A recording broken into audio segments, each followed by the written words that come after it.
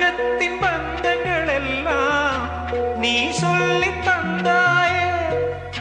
பிறப்புக்கும் இறப்புக்கும் இடையில் வழி நடத்தி சென்றாயே.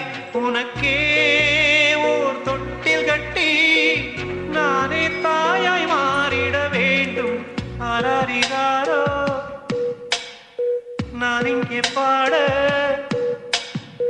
தாயே நீ கண்ணுறங்கு, என்னோட மடி சாய்ந்து